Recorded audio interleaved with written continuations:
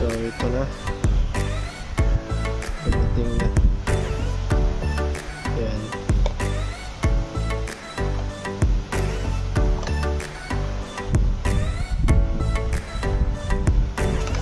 Yan, para matesting.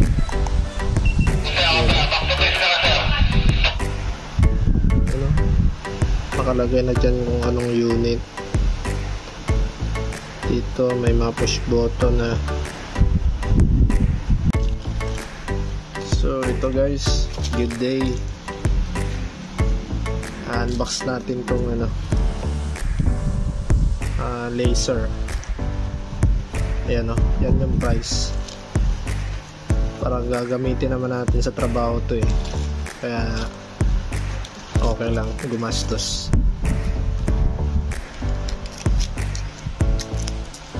Dito natin na ano yun, para if ever na ano, peke. Pangalawang order ko na to eh. Parang positive naman ata. Quality. Yan. Ito yung ano, ito yung in-order natin guys. Ang brand nya is Indyway. Mahal, medyo mahal na rin to eh. Ilang meters ba ang ano na ito,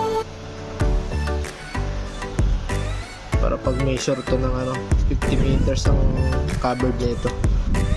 So check natin, para if ever na ano, yun, sa laman, ang laman niya ito. Tapos meron pa bang iba? May manual,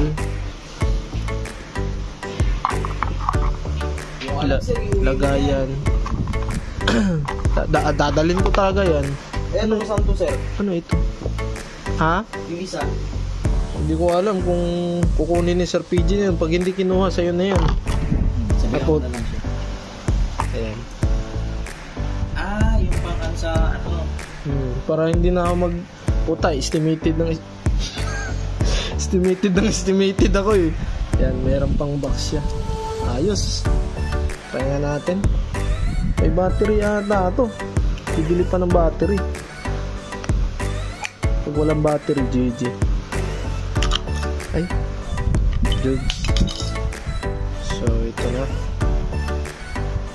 dumating na. Ayan.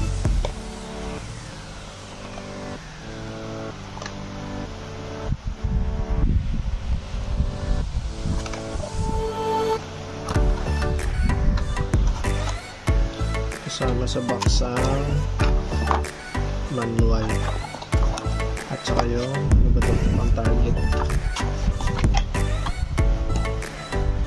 So ito na yan, nagbili ako ng battery. Yan, para matesting.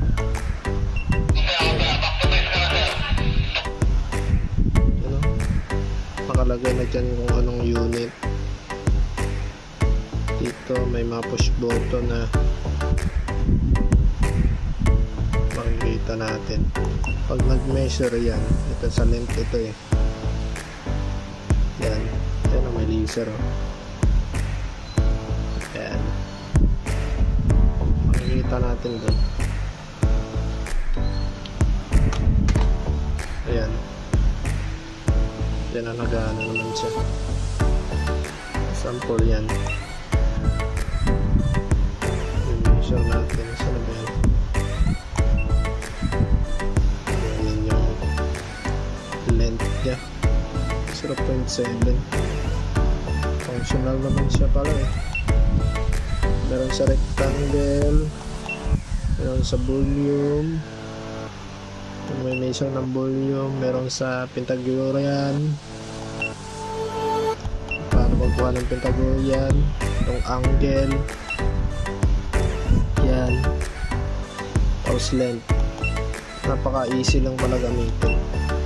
Pag mag save naman ng data ito dito sa unit, ito naman is pag mag-off, i-off mo,